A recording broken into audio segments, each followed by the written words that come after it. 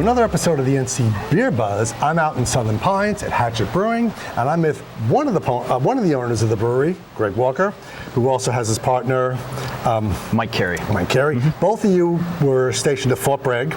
We were. So from there, you were playing with beer, and you moved over to here. So let's hear the whole story about that. Yeah, so started homebrewing back when I was in the military, and kind of carried that through as a weekend hobby for several years. Found that actually brought a lot of people out. I guess everybody likes free beer.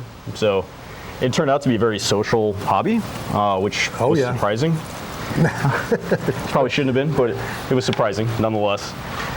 And then that eventually turned into almost as a joke. We would talk about like, man, it'd be awesome to get paid to do this. And over time, through that process, it kind of turned into a business model, business plan. And I was looking, as I was leaving the military, to have something to pursue, I guess, if you will. And always found we'll say the craft really of brewing to be very attractive. Okay. And the social aspect of it as well. It really was during the Q course that I really started brewing beer almost every weekend. Oh, really busy with it. That's actually how I met Mike. He was my neighbor at the time, and we would try to homebrew together and hang out. So that really is kind of how all the concept developed. Sure. I was living in Southern Pines while I was leaving the military, and so we were already familiar with the area, attracted to the area. So it just seemed to be a good fit, really. Okay. I mean, now you're the second veteran-owned brewery in Southern Pines. Technically, we have Railhouse, which is veteran-owned. But that's Aberdeen. It is. You're right. So I'm going Southern Pines. Yes. Just Southern Pines. Yes. Railhouse. There are 3 in this area. You're absolutely right. Correct about that. All great guys. Frankly, they were all very helpful. Us getting established, whether it's washing kegs or just helping us out, trying to get our feet under us with a business plan. So no, I'm very grateful to have them on the team, so to speak. Okay. And how about your logo, the design of your logo, which is the hatchet, as I call it, battle axe? I mean, it actually comes from, so the SF team I was on, 3331, well, we drew our lineage from Vietnam operations. Okay. And a lot of that came from Hatchet Force operations at that time. And so our patch for the team, our logo, if you will, was very similar. We made some minor changes, but that's really where all of that came from. Well, it's very unique in all the breweries that you see, considering how many breweries there are. Yours does stand out. I appreciate it. Yeah. I mean, it's a great one. I mean, with beer, it's having to stand out some way, and with that logo, it's the uniqueness is what makes it appealing. And I feel like it really embodies our culture. Honestly, we try to be very team focused. We want to be a community brewery where we're producing products for the community that they enjoy. Right. And we like to have really our own team, if you will, whether it's our employees or our customers. We really try to keep everyone in mind in what we do. I like being involved. I love the fact that I feel like we try to incorporate everyone. So when we're naming beers, we actually will send texts out to the whole company and see if anybody has ideas. And there's no monopoly on good ideas. So people, you'd be amazed at stuff people come up with, and it's clever, it's witty. So we really try to include everyone, frankly. I like to stay involved in the brewing, to be completely honest, but frankly, Thomas has it. I mean, the man is amazing. So I'll never hold a candle to his brewing abilities, but I appreciate him keeping me involved and constantly training me on different beer styles and different things we can do. Oh, sure. So if someone wanted to find this place when they come to Southern Pines, how do they find Hatchet Brewing? Really, we're right on Broad Street, so I think we're kind of out in the open. Okay. So if we were to come off of Highway 1, you hit Pennsylvania and you take it right downtown to Southern Pines.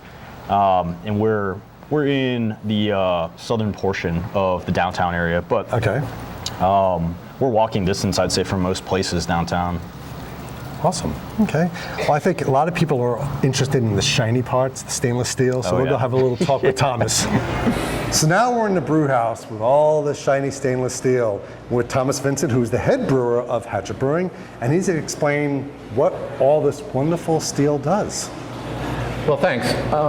We've got a Deutsche 15-barrel brew house, and along with the 2-barrel pilot. That gives us a lot of flexibility. We've got the 2 monstrous tanks in the back there are 30-barrel fermenters, so we basically have to do a double batch into those. These 4 ones over here are 15s, and then we have 2 4-barrel fermenters right behind me, and two barrels. And what those do is give us a lot of flexibility on brewing days. So we can take a base beer, say like our Belgian blonde that we made, and we can mix it, transfer a portion off and dry hop it and have a Belgian IPA.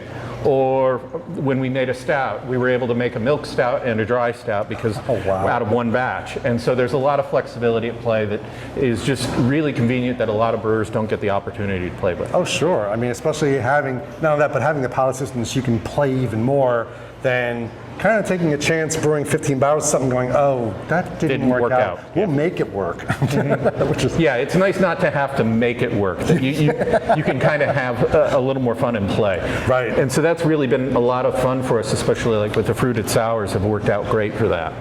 So. And your menu of beers is like not short of the amount you have. I mean, how many you have on your menu right now? About 25. 25. You go to a lot of breweries that maybe have 6. Right. And you got 25 active, and it's all the different styles. It's not like you have 10 stouts and 5 pale ales and the rest IPAs. He's like all over the charts. Well, and we do try and, of course, have a number of IPAs because they are the most popular option. But honestly, Dilligaff, our lager, is the second best seller we have. Combat Honey, which is an interesting honey ale with somewhere between the pale and amber range, and it also outsells. That and the fruited sours are our top 4 beers. But I like the flexibility that we can get to play, and I made a Czech Pilsner, or no, excuse me, a Czech black dark ale, basically. Oh, nice. And that really turned out excellent. And that's something that most people don't have on. I mean, it's a wonderful style, but honestly, it just gets overlooked with all the changes. I mean, the big shame out of the craft beer industry the last few years is we don't play as much in the corners and get to do some of the nuances because everything's an IPA. And what this flexibility does is I can do the IPAs that everybody wants, but then I can also get to do some unique things that nobody else is doing. So when you're coming up with these different ideas for different beers, is it more your creativity of going, I'd really like to try, or I haven't seen this, or customer driven where they're like, you'll hear feedback, or you kind of look at the sales of one and go, I'm going to do another version of this. Which way plays heavier? Honestly, it's a balancing act, I think, at the end of the day. Sure. I think more often than not, a lot of the smaller batch size things are running out of my personal creativity of, I want to make this. I want to make this so that I can drink it. If nobody else, I'll be perfectly happy. But at the same time, a lot of things that we make, I think there is a place in the market for them that we can get to experiment and do some larger things, and that the market will feed back and really appreciate it. So, like I said earlier to you, our Manguava, our fruited sour that's on right now, was the first thing to kick at Brew Glue. Right. And I didn't see that coming, and I didn't bring a backup, so I felt bad for the people who missed out. And I guess what I believe with sours, they're the unbeer because they're not malty, they're not hoppy, except for what is being drunk now, which is they have a sour IPA. Yes. But I diverse from that, and that some of the sours, which are kettle sours, so there's a difference between kettle sours and traditional sours. Yes. And basically, to me, kettle sours, they're made faster. They're not as complex, but they're also, to me, a lot more drinkable because, as my wife says, I can handle those, but I can't handle super tart with some of them, as you mentioned, like a Flanders Red, which is a fantastic beer. Wonderful beer. But people may not understand how wonderful it really is. Right. Well,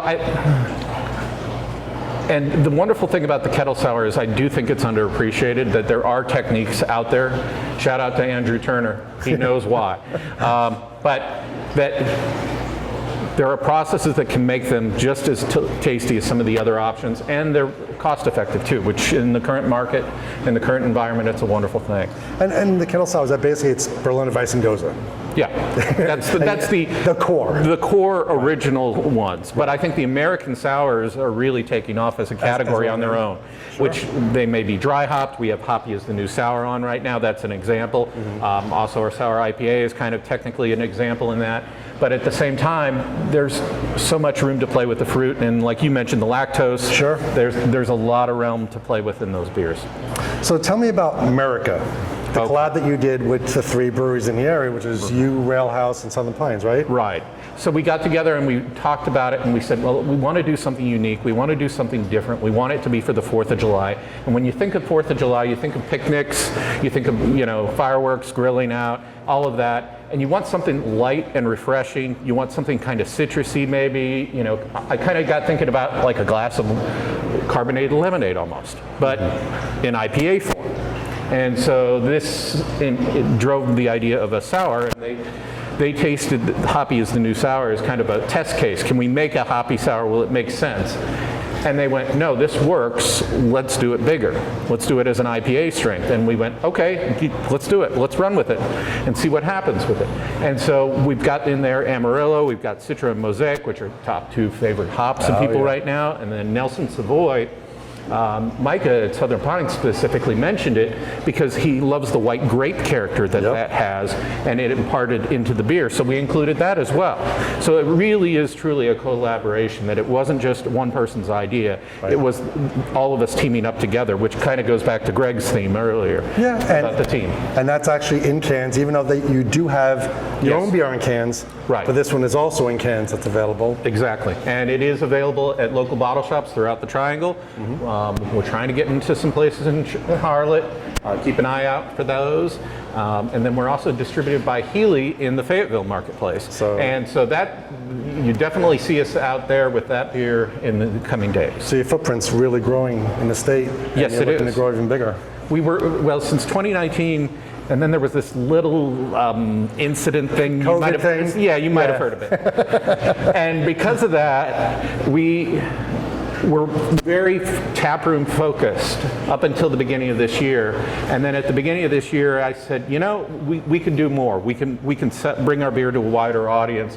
And so since then, we've been working. We've gotten a sales associate. We're looking at potentially getting more, and start pushing out into the market and get that exposure, and also just get to share the beer with more people. That's the best thing for craft beer. Exactly. So when you're in the Triangle and the Sandhills area, Yes.